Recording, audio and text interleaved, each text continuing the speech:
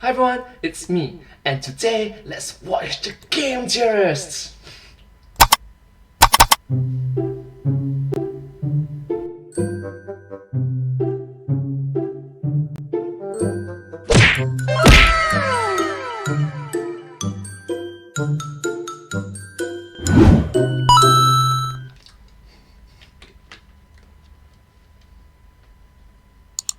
Ooh, the signs! Dear Inner Sloth, hi! Inner Sloth? It's me, Austin! I spent months and months trying to figure out a topic for a video on Among Us to no avail. Turns out major writer's block is a symptom of depression! Well, guess who's got 2 thumbs and is on a higher dose of Zoloft now? This guy. You're in deep trouble now, son. Austin's back, baby! I really like it that it's like, Austin's back, baby!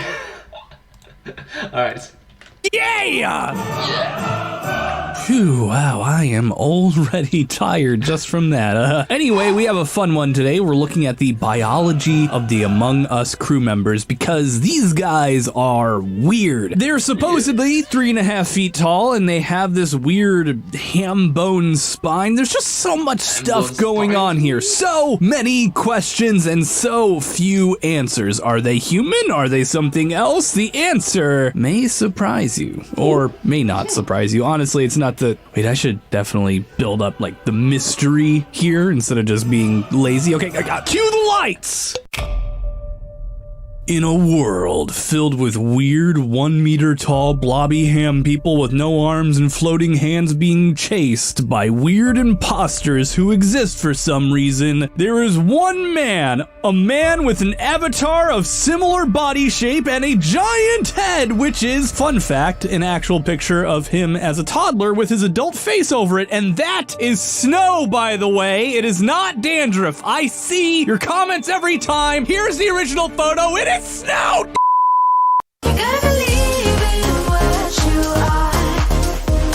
Anyway, never mind. Are these weird things human? Are they not? There's only one man who can find out. It's me! I'm the man! I'm gonna do it! Okay.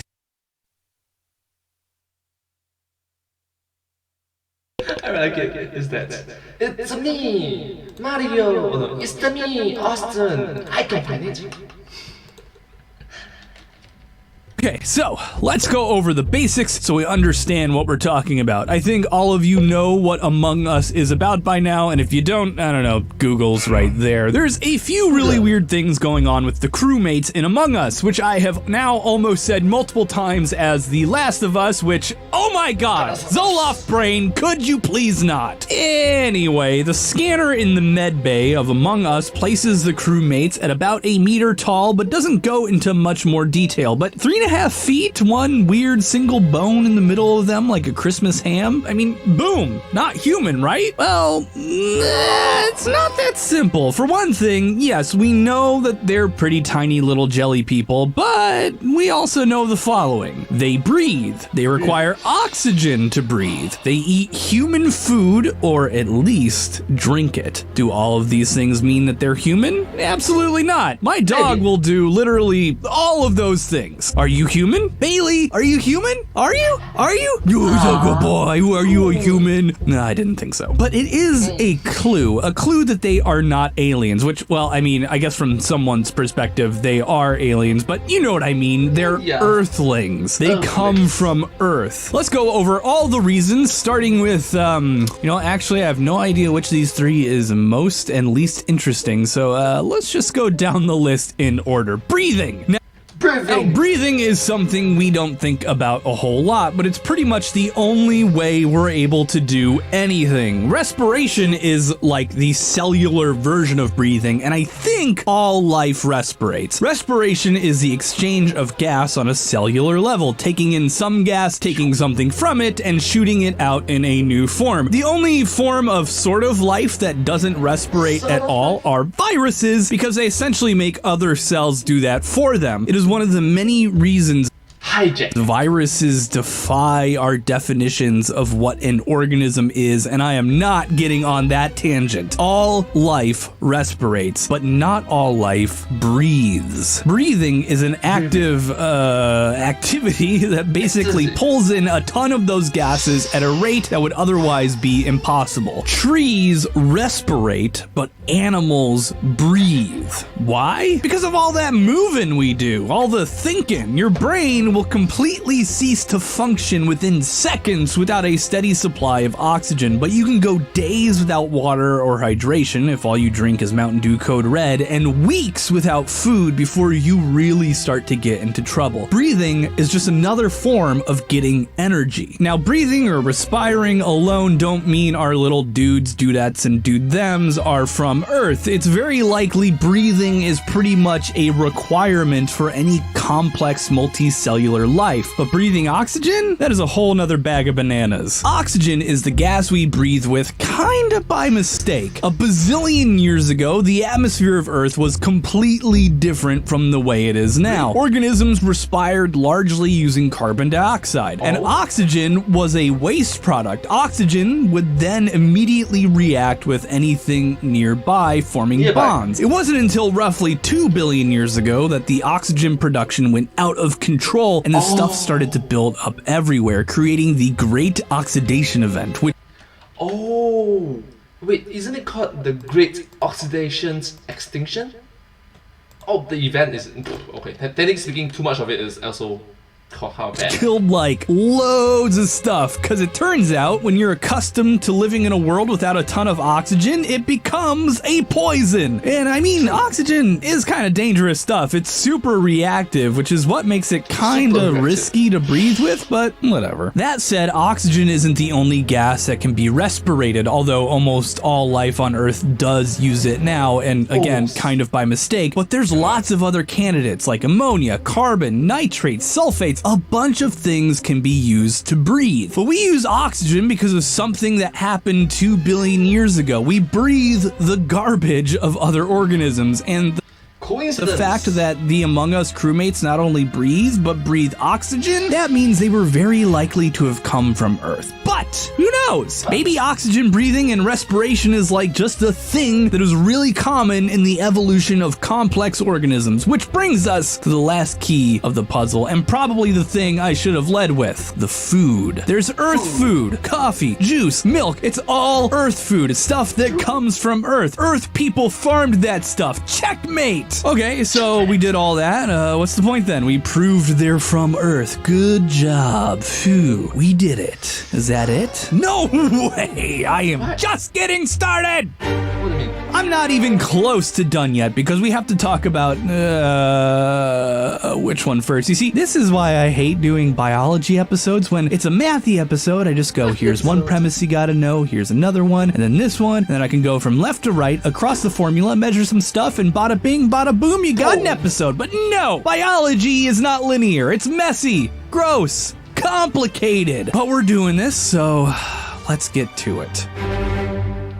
Let's get down to business. Definitely some Earthlings here, but humans? I don't know about that. The crewmates are definitely as smart as humans, but they're dramatically physiologically different from us, which pretty much rules out being human, right? Well, maybe, but let's go over the effects of space travel on humans for a bit. Well, most mammals, but definitely primates. Microgravity, something that humans who are spacefaring would be experiencing in abundance, even with artificial gravity, just because, you know, that's how things work in space. Microgravity has a ton of impact on how our bodies function, because we actually rely on gravity quite a bit here on Earth, having evolved here. The first immediate thing that becomes noticeable is the impact on our cardiovascular system. Our heart is constantly moving blood around our bodies, and other lymphs and stuff move other fluids as well. And these organs adapted over bazillions, gajillions of years to be really good at pushing fluids against gravity when they need to go up, and using gravity to make them go down more easily. Without gravity, however, this means that there's too much pressure pushing fluids of all types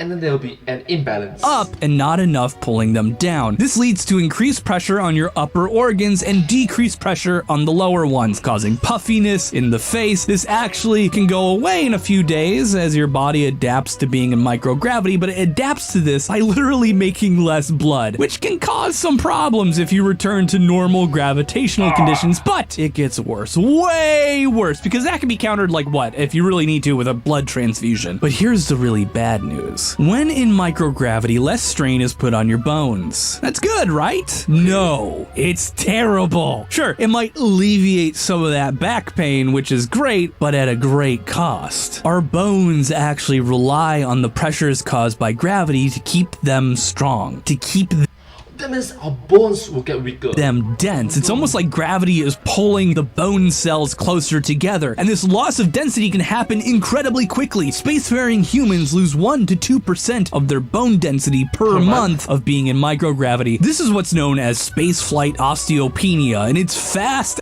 Space flight osteopenia. and dangerous. To put it into some context for you, people in space lose the same amount of bone density that an elderly person does in a single year per month in space, meaning 1 year in space is like suffering with osteoporosis for 12 years. This makes you at high risk for fractures upon returning to gravity. This is not to mention muscle atrophying, etc., etc., etc. But what That means you need to be strong and fit in order to go to space. If you are middle-aged, chances are not so much. does all of this have to do with our little Among Us bean people?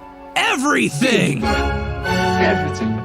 The Among Us crew members are perfectly adapted to being a spacefaring species. They are short and squat, making pressure gradients from fluids less intense, making the transitions from high gravity to low gravity and back again less jarring, something that's likely to happen quite frequently when you're moving from planet to planet. But what about that weird little ham bone? Well, having a big central column as a support structure is going to be really good when you're regularly experiencing bone density loss. I mean, no joke, my spouse right now, literally a couple weeks ago, fractured a vertebrae by doing, I have no idea, lifting a bucket, and we live on Earth 24/7. And you know what's way less likely to fracture than a single vertebrae? A giant, big old bone right there. You'll still lose bone density at the same rate, but it'll overall be a stronger support structure. With a shorter frame, there'd be less need for minute articulation. And the cool thing is that many of these things, at least, are things that scientists believe humans may evolve with if we become a spacefaring species. I say may because humans are incredibly difficult to predict, especially when it comes to breeding behavior, because we have these big freaking complex brains up top, which is the real and final clue as to the identity of these little people, the brains. You see, as outlandish as it may seem for humans to evolve so dramatically while in outer space, it'd be even weirder for another species entirely to evolve more complicated brains. Basic physiological changes can happen in a few hundred years. But brains? Brains take a ton of energy, and another species evolving to become smarter can take hundreds of thousands, if not millions of years. Which brings us back to the question, are these things human? And I can't answer that. I'm 100% convinced that they evolved from humans, but are they human? I don't know. Well, the study of speciation, the term for when enough evolution has happened that something becomes another species, is incredibly divided on when this will happen to humans, or if it ever will. There's no clear-cut answer, and honestly, the idea of speciation in humans has some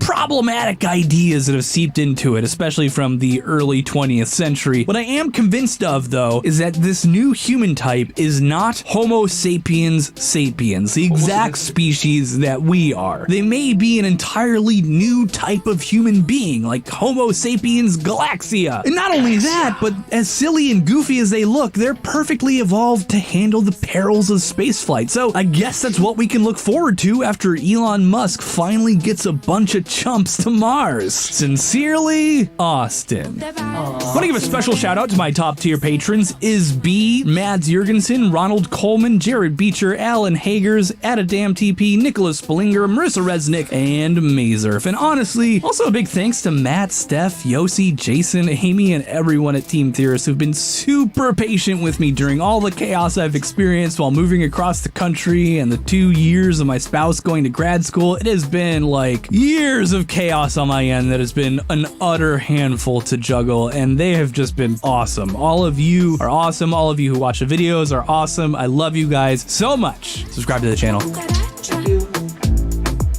Thank you so much for watching this video. If you do like this video, please remember to like, share, subscribe to my channel, and comment down below if you have anything. Thank you so much. I hope that you enjoy this video and you find this video very entertaining, educational, and just fun to watch. Thank you so much, and I hope to see you in my next video. Thank you. But hey, that's just the signs. The signs of. Thanks for watching.